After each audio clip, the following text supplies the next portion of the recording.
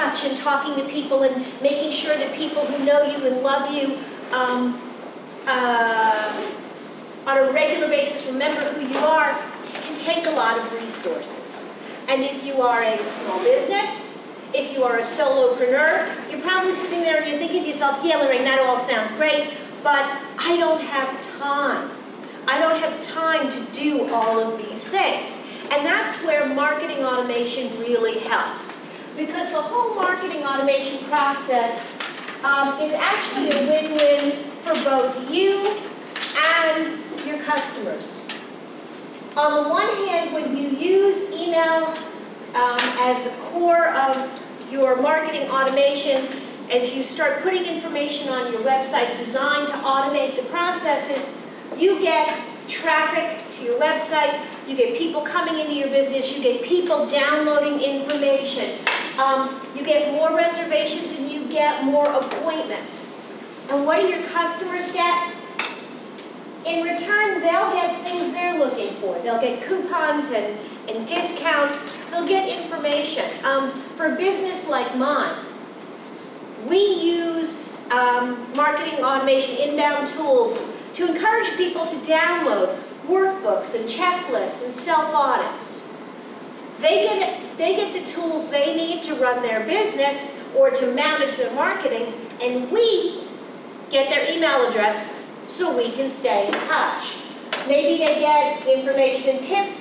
Maybe they get support or answers to questions. We work with some veterinarians, and they have a whole library of things where you can go and search the information on, what do I do when my cat does this? And you get the answers simply by signing up. And so their patients and their prospective patients get information, they get the contact information. There are two different sign-in forms. You can use either one. They get the information they're looking for, and in return, they get the contact so they can continue to stay in touch. It may be an ongoing user guide. Maybe you've sold a product or a service, and now you send out emails telling people new ways to use the product. Joe's Butcher Shop, we started their email program actually 10 years ago. And you sign up, you get loyalty points, you get special information on this week's special or this week's discount. You get the recipe of the week. So are you more likely to swing by Kroger or go back up to Joe's? Odds are you'll make more trips to visit his location because he's staying in touch.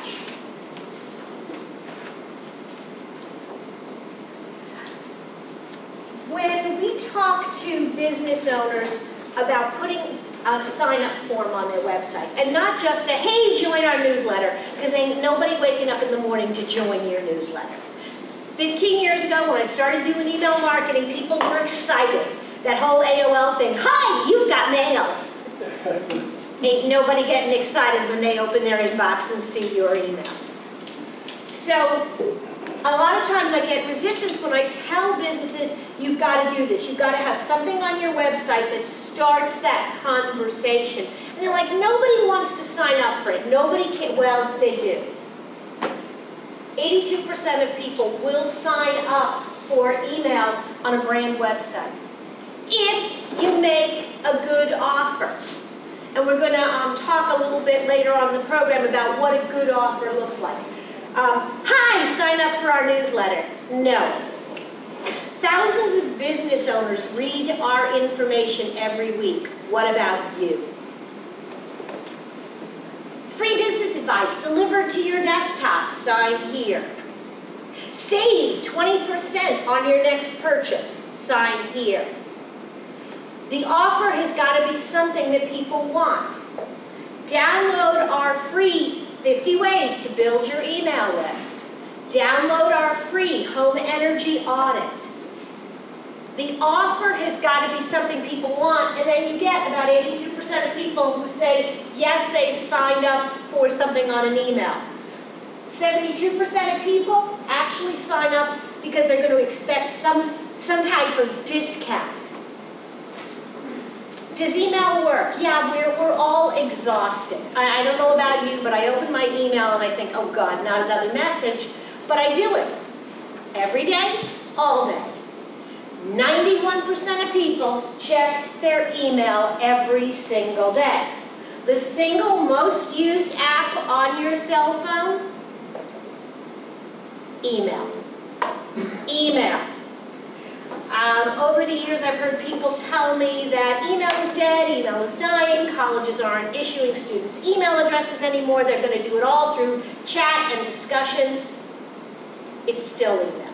Because when those kids graduate college and they get into the workforce, guess what? They have to have an email address. There may be a time when this changes, but right now, 91% of people are checking their email every day. And as a result, across the board, this is from a Forbes study, but I have seen this over and over and over again. Email will generate 3 times the conversion for an offer that you get from social media. Now don't get me wrong, I'm not dissing social media, everything's got its place. The difference between email and social media in marketing automation, the difference is that social media is like going to a singles bar. I'm going to go, there are going to be a lot of nice people, I'm going to have some good conversations. But my end game is to bring my date home. Somewhere I can have that one-on-one conversation. And that one-on-one conversation happens on my website and in my email. Why? Think about when you log into Facebook and there's all of that stuff on the screen. There's a running tab of who's online and you can chat with at the moment. There are pictures, there's a cat video, there's always a cat video. When you send me an email, even if it's just for a moment, when I open your email, that's the only thing on my screen. For a limited period of time, I have your undivided attention.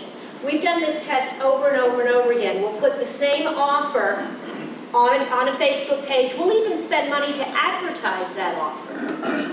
So we're giving it a little bit more of an unfair advantage. We'll still see 3 to 1 conversions, people clicking through, taking advantage of the offer from an email rather than social media. That's because the people that are on your email list are more engaged with your brand. They've already made some kind of commitment. It's not just the casual, oh yeah, there you are in Facebook.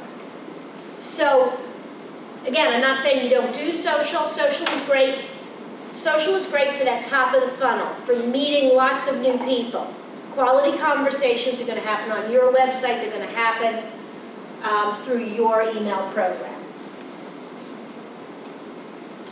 A couple of little terms, because I'm going to use these a lot throughout the presentation.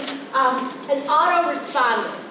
An autoresponder is any kind of email that is designed to go out on some sort of automated schedule, not time-based. So an email that goes out every Wednesday at 5 o'clock, that's an email campaign. An autoresponder is designed to either come in a stream or in response to an action. You sign up for a list, you get the email. You sign up for the list 3 days later, you get the email 3 days later. You sign up, you're going to get it later. Date-based triggers, these are emails that are automated, but they're designed to go out on specific dates. My favorite example of date-based trigger, I worked with a florist. And she would do weddings, and it was all about the bride. But she always got the groom's email address. Why? 29 days after his wedding, he got an email. Hey, your 1-month anniversary is coming up. How about sending your bride a rose? Click here. 6 months, he got another email. It's been 6 months. Delight her with this small bouquet. And then they'd get an email right before their 1-year anniversary, and then once a year after that. It was brilliant, because all he had to do was click. She already had his credit card. She already had all his information. All he had to do was say, yeah, send the flowers. Then it worked so well, she did more of a time-based one. She did it around Mother's Day, and then she also had birthdays that she could do the same way, but nothing worked as well as hitting the groom right after the wedding and getting him in the habit of, oh, anniversary, flowers, Tiffany. End of story. A contact is any address that you have. A subscriber is someone, it's a new email address that you get because someone has signed up from an offer you make either on Facebook or on your website. And campaigns are a series of email marketing programs. Okay.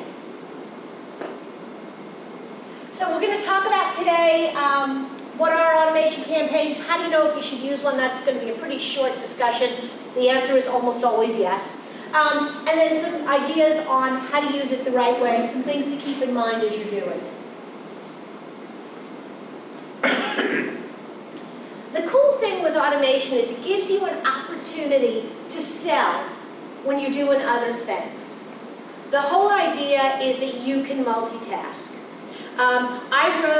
Now, putting them together the first time, this is a pain in the neck, it does take a little while. But then after that, it kind of continues to add value to your business even while you're doing other things. I wrote, when I first started the business, a workbook on how to write a business plan. I broke it up into 10 pieces. I created a form.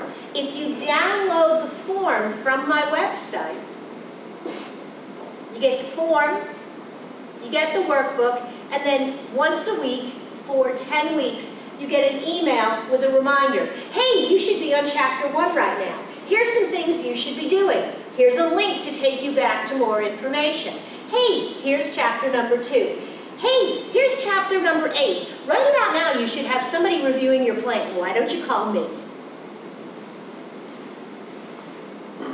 I've had, I don't know, thousands of people go through that program at different times over the last 10 years. A lot of them do it all by themselves. That's great, I'm thrilled. There are thousands of business owners out there who've got business plans with my help and I didn't have to lift a finger. Yay. But I also have people that have called me over the years and gone, okay, I'm stuck, got the business plan done, can you do the website? Got the business plan done, can you do this or can you do that? It's allowed me to stay in touch with people. Even while I'm off doing presentations like this, off working on other projects, or traveling through Europe and having 1 or 2 lattes somewhere else. But the point is, my marketing keeps going. And so as a business owner, think about the things that you do on a regular basis and think about how do you automate some of that. What kind of objectives, what kind of things do you want to accomplish that don't necessarily require you to be involved all the time? Is there a way that you can automate some of that? I love a little graph. So an autoresponder works while you're doing something else. Somebody comes into your business, they sign up. You automatically have an email that starts explaining the program to you. You've probably been enrolled in lots of auto-response campaigns, even if you didn't think about it. Maybe you signed up for a credit card, or you got a new service for your phone, and you started getting a series of emails with, hey, by the way, did you know you can have this? Hey, by the way, you can order these extras. Hey, by the way, think about it in your business.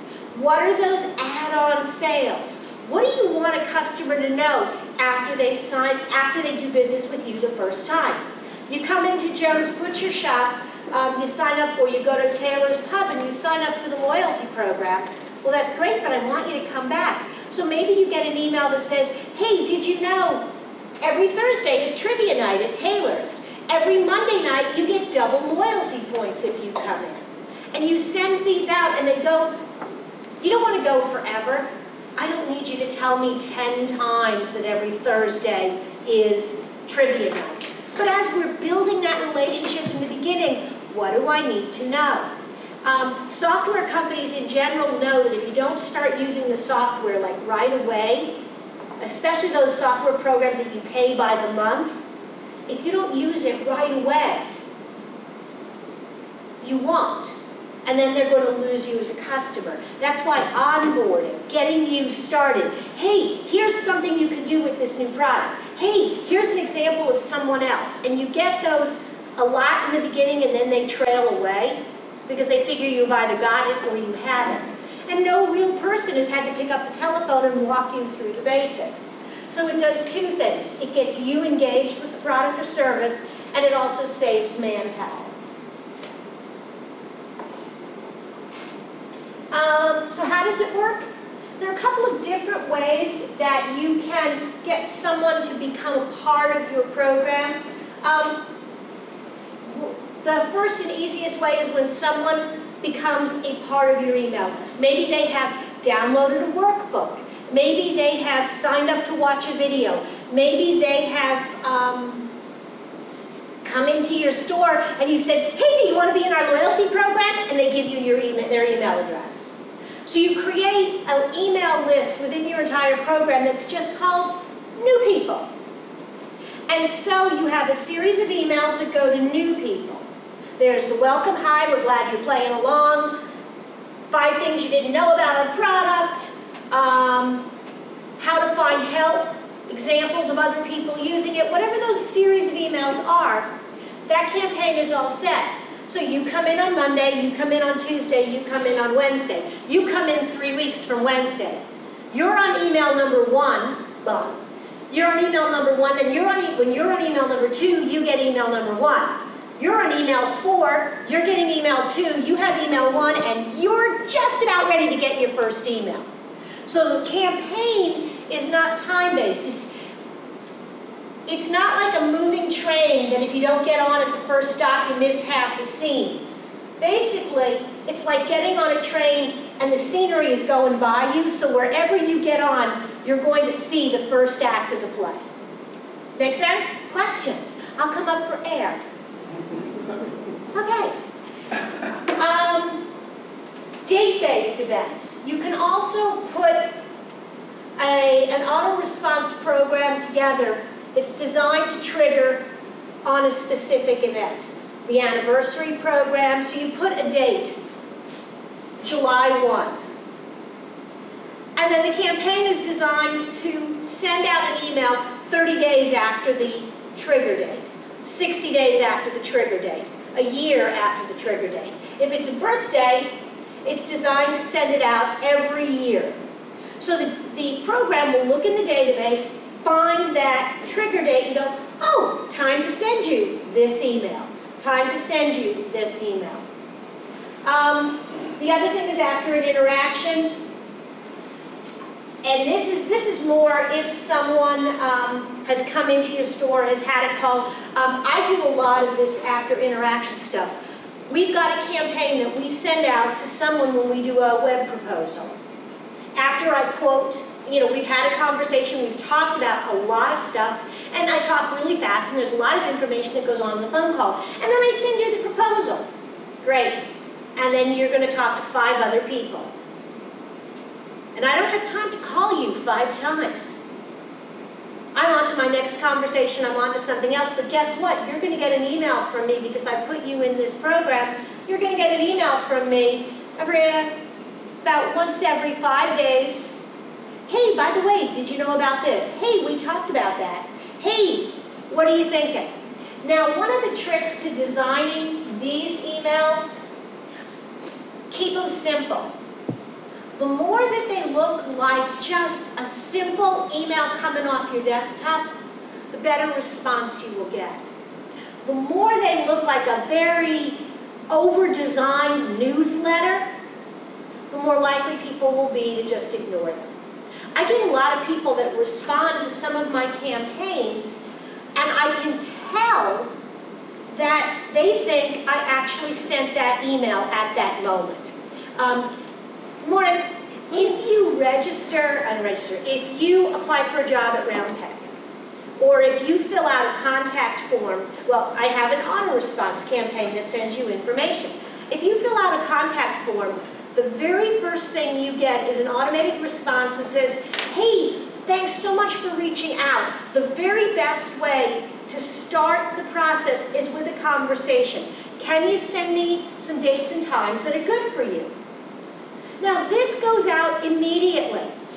You fill out the form, you get it. I get responses at 1 in the morning. I don't know what these people are thinking, but I get a response at 1 in the morning. I'm available now. Oh no, dude, I'm sleeping. But it's a very simple, and it looks very genuine. Now, if you really look down at the bottom, you can see that it's an automated campaign. Most people don't look. They just go, oh, look at that, she responded. And I get very conversational replies. The other thing you can do is trigger messages often work kind of in a series. You got that one last week, this one is queued up next.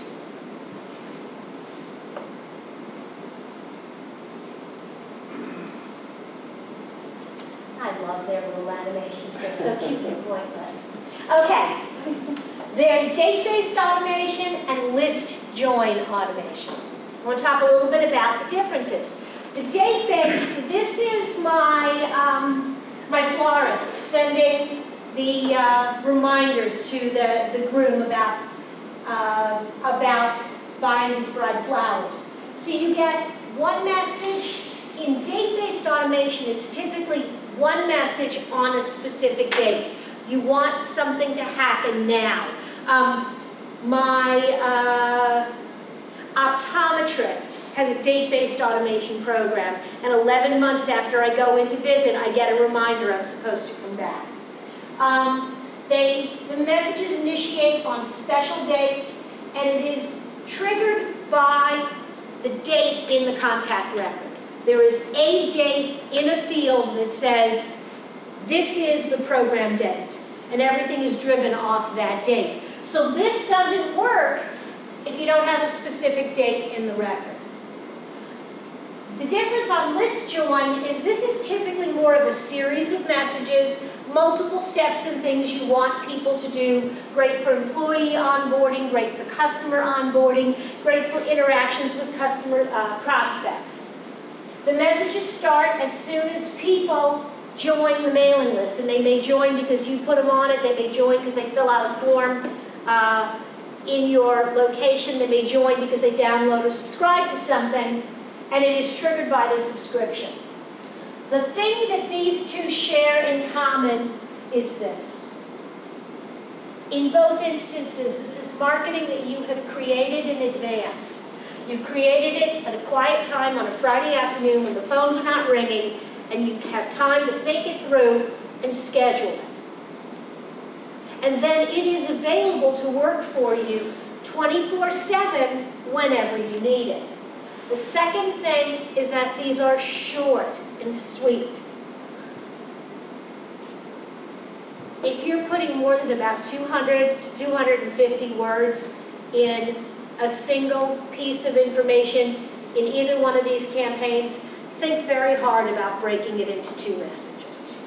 Short, sweet, look at it at a glance. You're making a quick impression. Now, if there's more information I need, one call to action, give me a link to read more and learn more. And if I'm interested, I'll go there, and if I'm not, I won't. But they need to know this. Let them decide if they need it or not. One call to action. So, we're actually experimenting with something right now. We're sending a Monday email, and because you've registered for the class, you started to get them. They're kind of fun. There's literally 4 words in the email. There's a title and a list of 3 things you get if you click the button. Oh, and a picture. My graphic designers are having lots of fun with the pictures, which 25% of people don't even see. And 1 button, download now, and that's it. Literally, there's never more than about 10 words in this email, and we are getting incredible open rates and incredible click-through rates because people are like, okay, this is cool, I'll click, and when they get there, all the information is right there. And the people that aren't interested, I'm okay with that. We'll be taking them off the list. Short, sweet, 1 call to action, do not over-design this.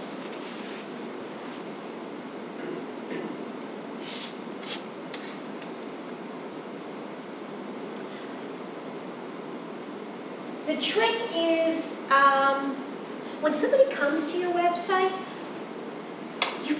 got their attention. They've rung your doorbell and they've said, hey, I want to chat.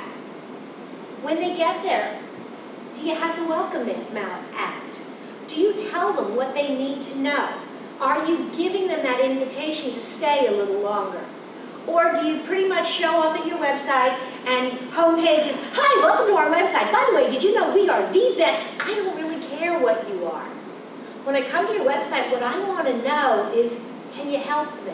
Well, I'm going to tell you all about my credentials and then you'll be able to guess that I can help you.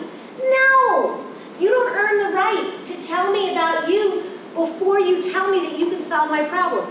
Hi, are you looking for a way to save money? Hi, are you looking for a way to be more comfortable in your home? Can you answer my question? And in answering it, maybe it's a short answer, or maybe it's looking for tips to one of our favorite clients. We do recipes. It's they make beans in glass jars. They sell them in Walmart. And we're trying to bring a whole new generation of customers to the product by doing innovative recipes. Hi, would you like to see our recipes on how to serve healthy beans this week? Yes, I would. Click. Here's all our recipes individually. Great pictures. Or would you like to download a collection of our newest recipes? Oh, yes, please. We've grown their email list from about 400 to over 4,000 people that now get their email lists and get coupons that they can use in stores and buy online. Because we've offered those visitors what they really want. People don't really want to know. I mean, it's nice to know the beans come in glass jars, blah, blah, blah. What they want to know is, can I make them for dinner and can I do something different? Give people that information. Offer an incentive to join. And so what do? You sign up for the email newsletter, and guess what? Every 2 weeks, you get a new recipe and an offer to sign up for another cookbook, or to share the cookbook with a friend, or to buy online. So they subscribe, they get autoresponders immediately, and then they take action. So it's that whole virtual cycle we talked about earlier. And having people come back to your store. So, how should you know if you should use one? If you find that you're sending the same information over and over, if every new patient has to fill out the same 5 forms, if everyone has to register software, if everyone has to do the same things, automate that. Instead of having someone in your office stop every time and type the name and send the email, put them on this list and it'll automatically send that information. If you have a process where maybe you don't have, this first step is if you've got lots and lots of customers. If you have fewer customers, do you forget to send information to new customers or prospects? When we start a web project, we need someone's billing information, we need all the login credentials for their existing information, we need their logos, we need. Instead of trying to remember all of that, or we do send one really long form that nobody ever fills out. So we added to that a series of short reminders. Hey, by the way, we need this. A couple days later, we need this. A couple days later, we need this. People respond better to simple requests. What we find with a lot of our customers is if we're working on a lot of projects and we send them an email with 5 things they have to respond to, they will respond to the 1st or the 5th and forget everything in between. So what we do is break it up. If you've got a lot of information and you need them to respond to each thing, autoresponders are a great way to do that. If you believe customers and prospects should feel valued, welcomed to your business. If you want to give that extra level of personal attention and you don't have time, this is a good way to do it. If you want to create a lasting first impression. The other thing is if you've got specialized sub-audiences. If within your entire group of customers and prospects you have people that are interested in just this or just this, having autoresponders set up to communicate about a specific product or service. I had a business interaction. It was a retail department store who shall remain nameless, Carson's, who really blew it with me. I signed up for their credit card, and to sign up for their credit card, I had to give them my email address. I was very excited because I saved X amount of dollars by signing up for my credit card. Before I got home, there was an email on my phone. And every day for the next week, until I unsubscribed and canceled the card, I continued to get an email every single day. Now, I'm complaining about this in the office, and Jenna, my graphic designer, who is addicted to online shopping, and she does admit this, says, "Oh my God, that's great, I love that." Oh, hell no. Oh, hell no. What they didn't do was they didn't ask a simple question up front. How much information do you want? How often do you want to hear from us? Are you a frequent shopper? Are you an occasional shopper? If you sell multiple products that are kind of connected but not really, people may be interested in my web services and not interested in my social media. Some people are interested in all of it, but if you're just interested in business planning, and I only send you a little business planning, but I send you a lot of stuff about email and web design and social, you'll be like, oh my God, turn her off. I'll find somebody who will just talk to me about this. If you've got those specialized audiences, automated campaigns are a great way to do it. Same thing if you've got a marketing plan that includes celebrating specific events with clients, or quarterly and annual reminders. One of my eye doctors, we did a program. If you bought the 30-day extended wear contact lenses, you got an email once a month telling you to take your contact lenses out. Now, I know this sounds funny, but I wear a 30-day extended contact lens. And I will tell you that every now and then I kind of go, how long has that lens been in? And I'll be like, oh, because I can wear it for 45 days if I don't, and then it's really hard to take it out. You just don't want to do that. So he would send these little reminders about that. So you came in for your appointment. As soon as you picked up your contact lenses, you got added to the list because he knew he was putting in a lens. And then every 30 days you get a reminder.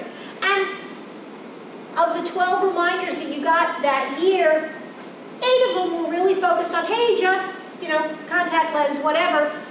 But every now and then there was, hey, do you have that extra pair of glasses in case your contact lens falls out? Do you have a pair of prescription sunglasses? Do you have you made your next appointment? Do you need to reorder your contacts? And so there were some sales reminders mixed in with it. It was a very effective program. And I'm giving you a lot of these suggestions because what I want you to start thinking about is, how can I do this in my business? How can I kind of put this to work for me? And I think the more examples you see of how other people are doing it, the better. Okay, we have all little checks coming up. They love bills. All right, talking a little bit about how to use it. Number 1, you got to have a reason. Well, I'm going to do an auto response campaign because you told me to. I'm going to be on social media because everybody else is. If your friends jumped off a roof, would you do that too? Hear my mother's voice. Okay. You want to have a goal. You want to have a reason to do the program. I think a lot of the examples in this program are going to be this little half-moon studio. And for them, the objective was they wanted people after they came in the first time to come back. So they got people to sign up for their email list, and they gave them a choice. Do you want event announcements, new product? What is it that you're interested in? By giving people a choice, it allows them to self-select in and out.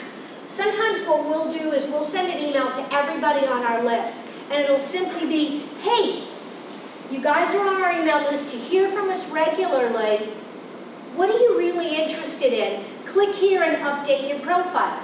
Pick something that's relevant for you, and tell us you want to opt out of the things that aren't. And then you segment your list by different people, what they're interested in, and you start creating different programs and campaigns accordingly.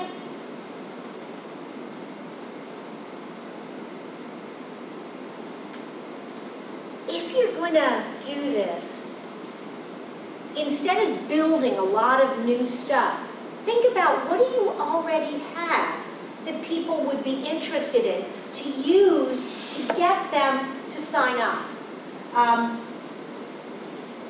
Video series, you know, I'm thrilled that there's a camera there and I'm, you know, having my Cecil B. DeMille moment, but the truth is that most of you guys have got a video camera right here.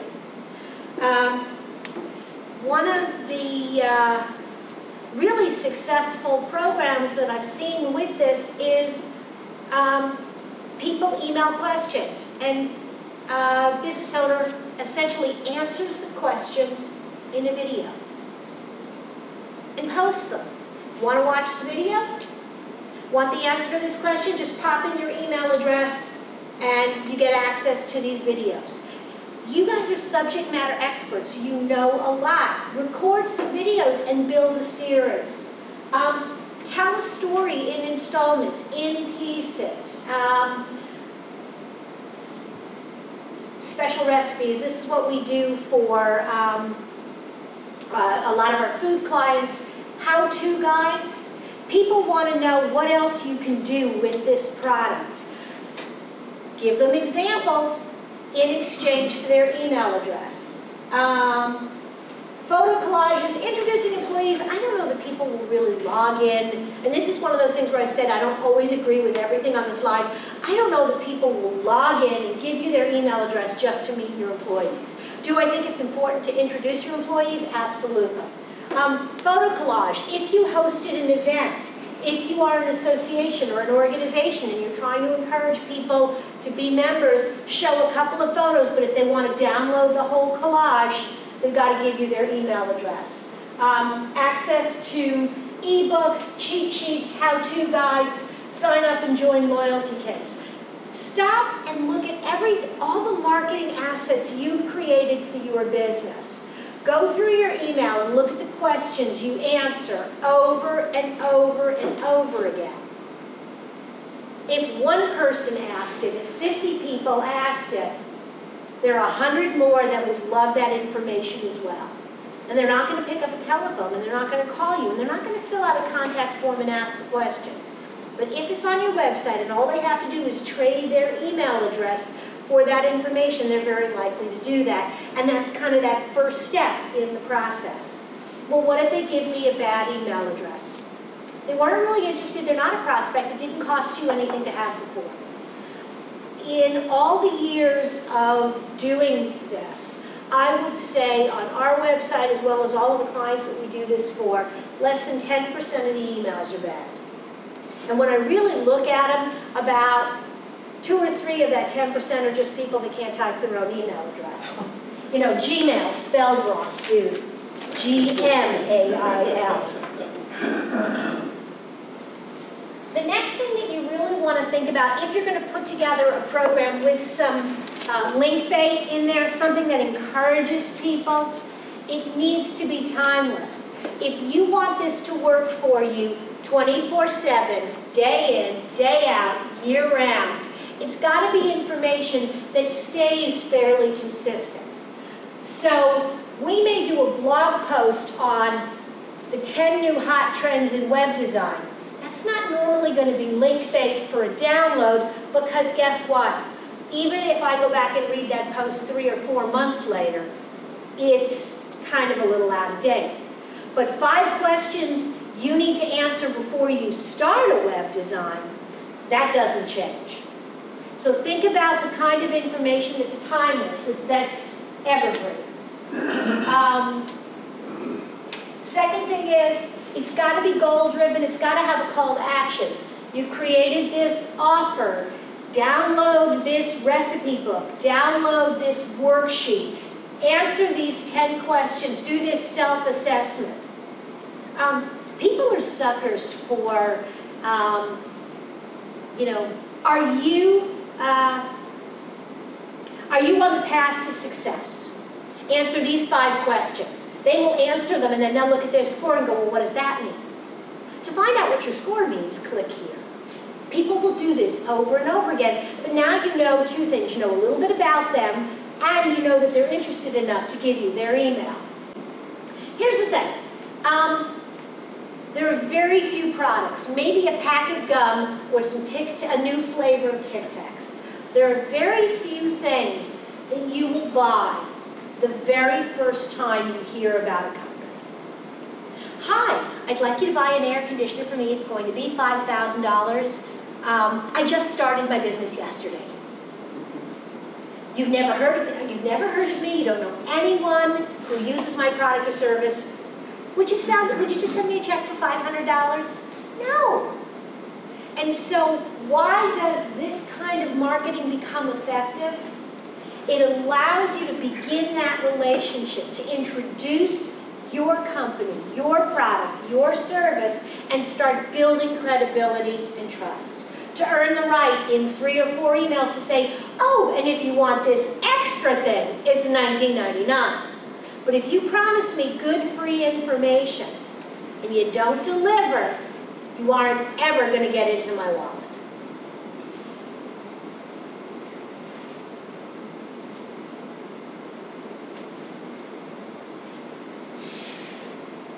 So how often should messages come? It's going to vary tremendously by the industry that you're in. I started my career in, started my career in retail. Middle of my career was in heating and air conditioning. From the moment your air conditioner breaks to the moment you sign a contract, on average, that's 72 hours.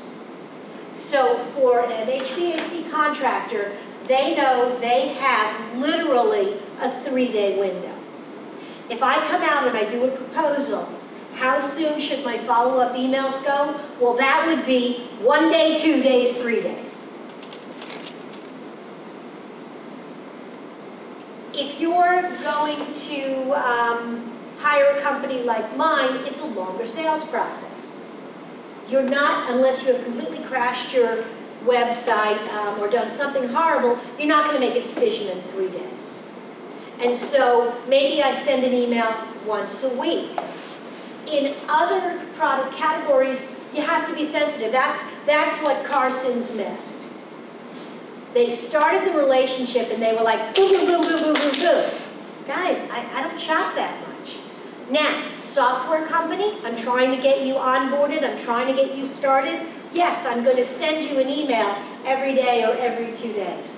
So your schedule has to be tied to your objective and your customer. You really need to think about their buying process. How often are they going to interact? How often do they need to interact with you? Where's that point of annoying? How do you figure that out? You watch your analytics. Look at your open rates. Look at your unsubscribe.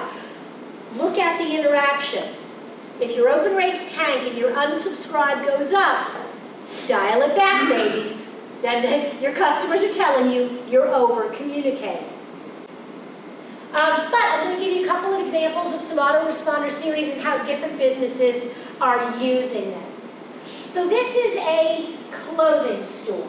And you'll notice that they send out a newsletter twice a month. That's these yellow blocks.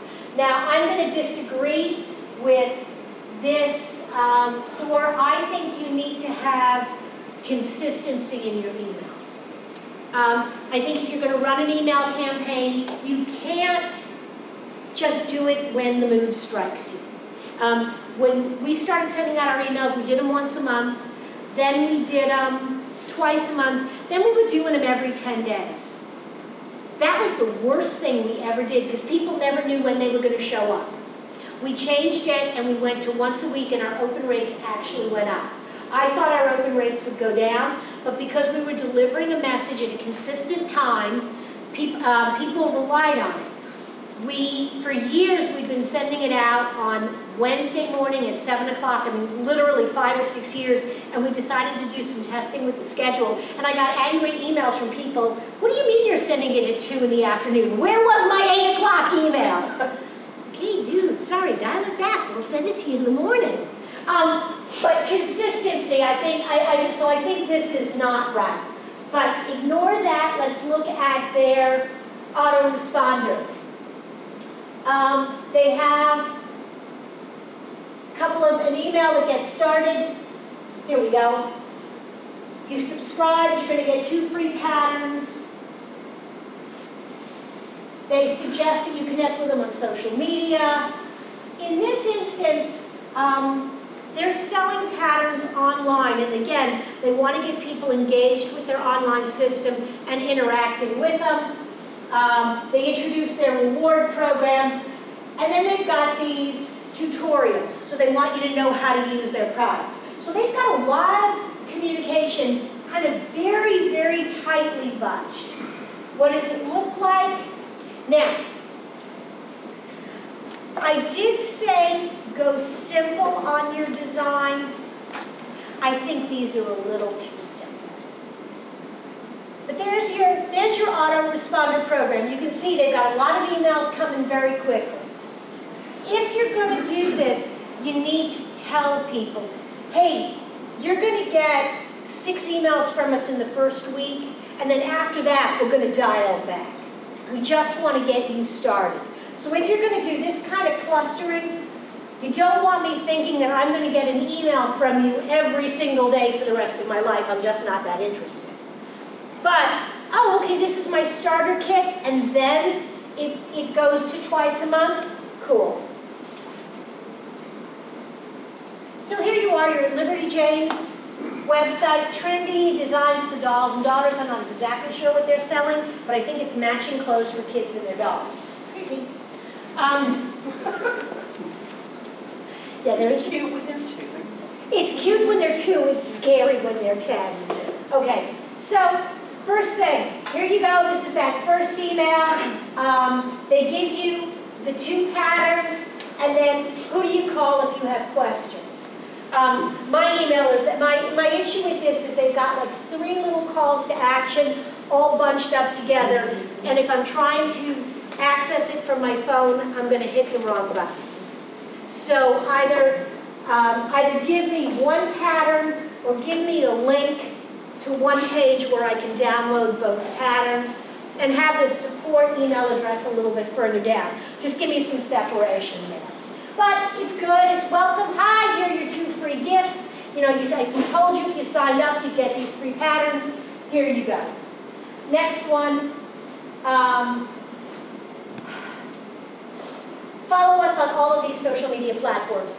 I think this is a little needy. Number 1, this is me. Please love me and love me everywhere. I would say do 1 social media request. First off, no one is going to follow you on all those platforms. You've already told me you're essentially going to do the same thing on all of them. Why would I care? If you put all of them in there like that, you actually will get a much higher response if you pick 1. There was a study done that the more calls to action you put in an email, the less response you get. This was done with a florist. In 1 email, there were 6 really pretty bouquets and said, we have just the flowers your mom wants for Mother's Day, pick 1. The second email had only 1 bouquet. And the headline said, these are the flowers Mom wants. Which one sold more? The 1. Because the other one was like, wow, that's pretty and that's pretty and that's pretty. I wonder which one I should get. Oh, I'll get back to that later. Or, wow, that's nice and that's nice. I'm going to call my sister and see whether she thinks Mom likes daisies or daffodils better. And she gets distracted and doesn't buy it. All of those choices, which social media do I really want to follow you on? Pick 1. You can be on all those platforms, but if you're going to do it in a follow-up campaign, and I have to question, this is a business decision, I think it's important to promote the social interaction, but I got to question if this is really the second most important thing I want my customer to do. Because their website's nowhere else. Yeah. Again, it just, this just seemed like odd in the series, but okay, it is something you could do. They obviously thought through it and decided this was going to help their cause. The next one, these are links to their blog, and this is where you can get more information, how to use our products and services. This is that onboarding. I think this is a good example of getting someone in the habit of coming back to your website.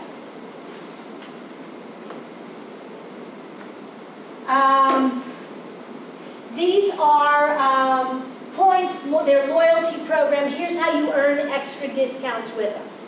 So they did free patterns, they did social media, they did a link to their blog, now they've got Pixie Perks. You may want to ask people, you may want to talk to customers and say, hey, we've got an onboarding program that's this or this, which one do you want to sign up for? And look at, I want a message once a week from you, I want a message every day to get me started. And really be very sensitive to how much is too much.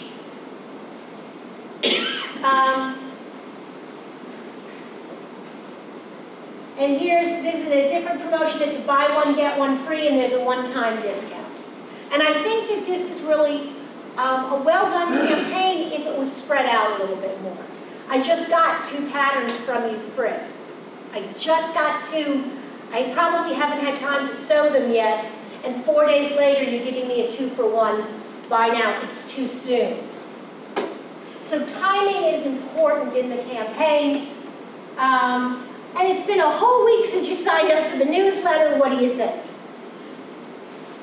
Again, this is good, but probably a little too soon.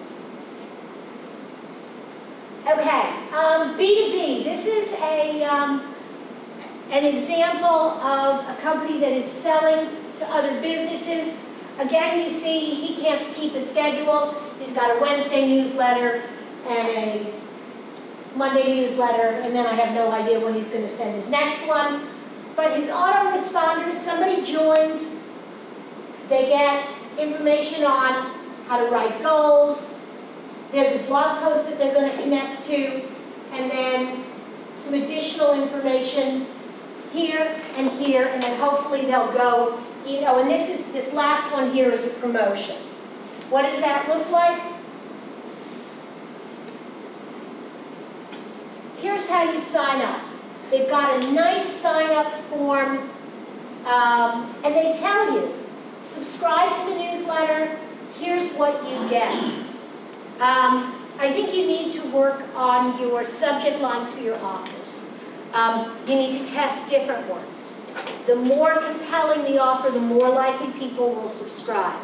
The other thing, we've experimented with how much is too much, and really experimented with what kind of information do we need, what kind of information would we like to have.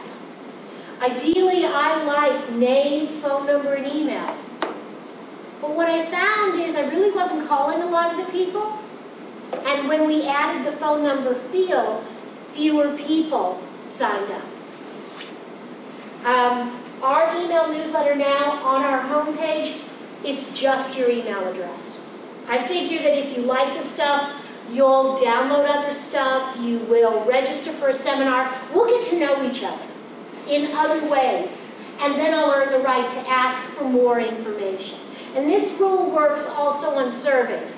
Every question you ask reduces the number of responses. So you really have to ask yourself, do I need that information?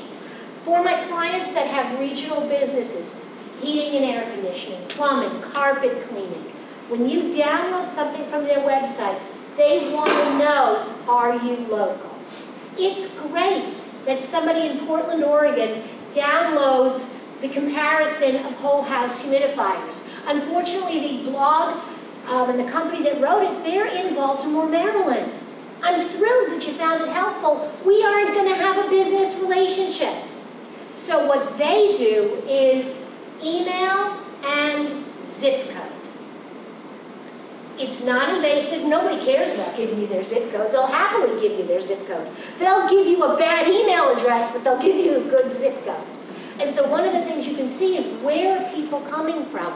Where, are you generating enough interest locally? So here's the offer, and this is actually pretty, a nicely designed web page. Too bad he didn't do the same with his emails. But there he is. This is the welcome. Hi, thanks for joining. Welcome. Here's a link to a video, and it says, remember to keep an eye out because there are 9 other videos. So in this first email, he's kind of setting you up. He's telling you, this is what's coming. And there's one call to action.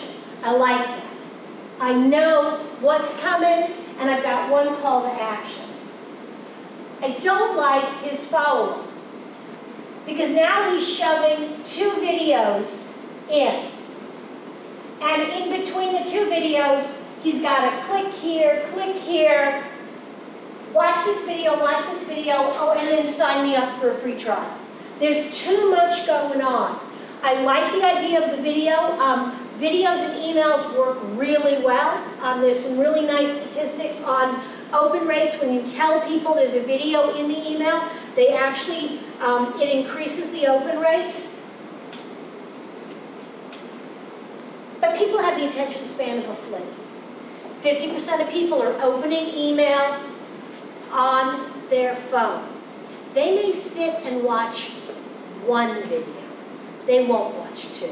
And so he's created this fabulous content, and he's wasting it because he's trying to shove too much at you at once.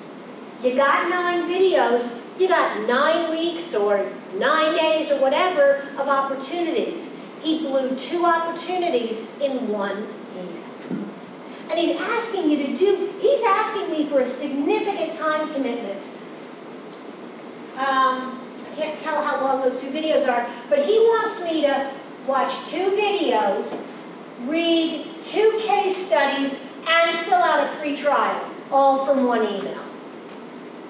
God, and this is only the 2nd email in the series. We don't even know each other that well yet. The content is good.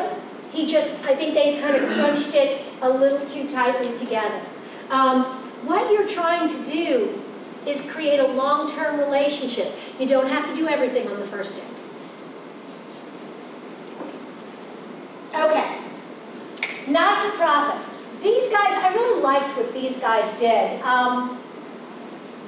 You get a new subscriber. You have a couple of introductions.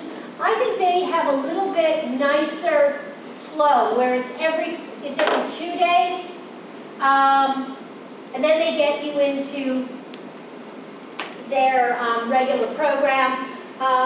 You get a nice intro from the founders. You get a little bit of video and information on their mission. Now you get a chance to request the social media connection. You've kind of given them a little bit of something, and you've given them a reason to connect, and then they are not-for-profit, so please give us money. What does it look like? I like this. It's really clean. I think this is compare this to the last video email. Look at those 2 side by side. Here you've got logo, you've got a little bit of info. Here's who we are. This is what we do, and this is what you've signed up for. You can expect to receive 4 more emails from us in the next 2 weeks. I really like this because you've got video message and then 1 button, 1 call to action, 1 thing. If after watching this video you want a little bit more, here you go.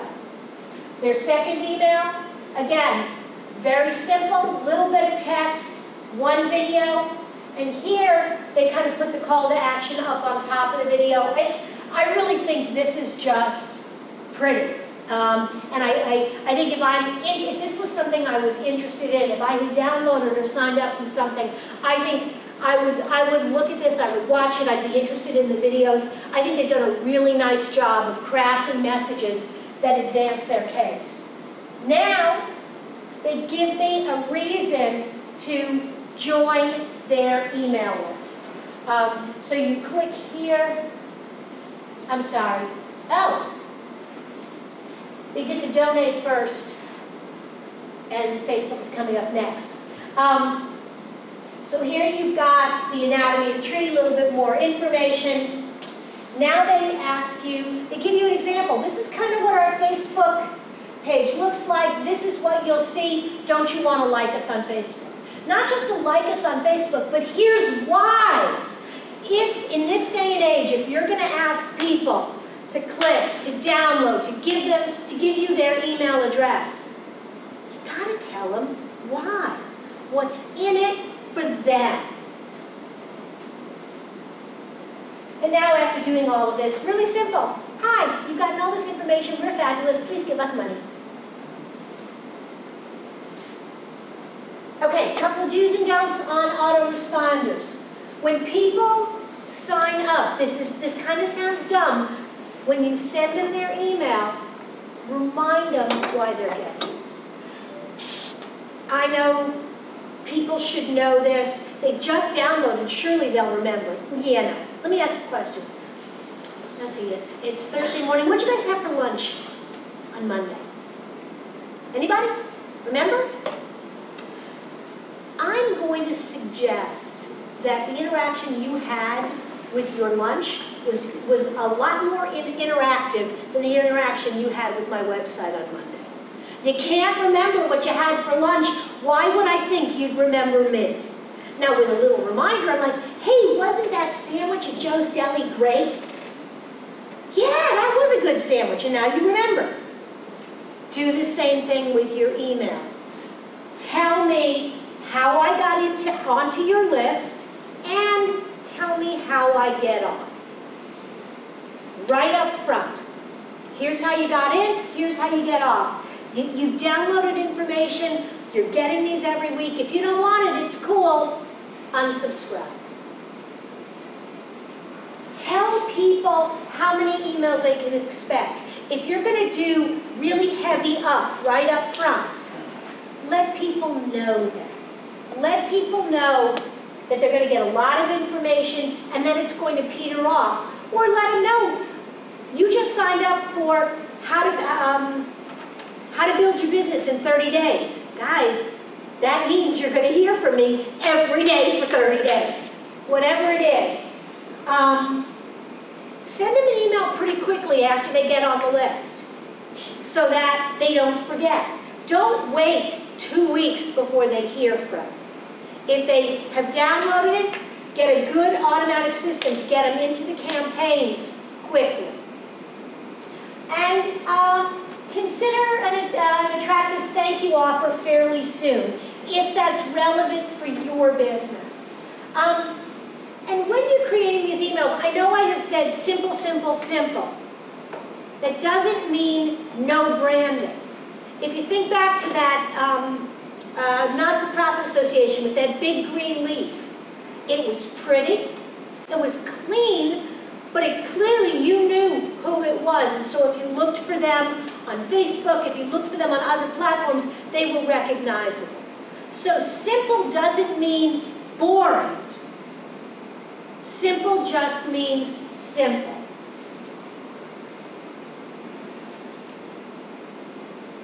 Okay, what do you do next?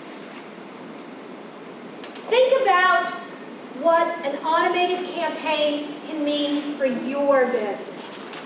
Think about the processes, the messages that you're delivering today that need to be streamlined. Identify a specific goal. I want 20% of my customers to refer me. I want 10% of my customers to come back within 30 days. I want 25% of the people that get this email to schedule an appointment, show up for another class, whatever. Or I just want them to continue to interact with me, again, long view of the world. The Japanese businesses, when I was in HVAC, we did a lot of work with a division of our company that was in Japan, and they had such a long-term perspective. They knew that there were things they would do today that wouldn't pay off. So in some businesses, if you've got that long-term perspective, I got a call from a woman yesterday who said, I've been getting your emails for 5 years. I think it's time we talked. Okay, thanks for hanging in. But that's okay if that's the goal. If the goal is to drive traffic back to your website, to get a certain number of people to continue to engage with you. But whatever it is, pick a goal.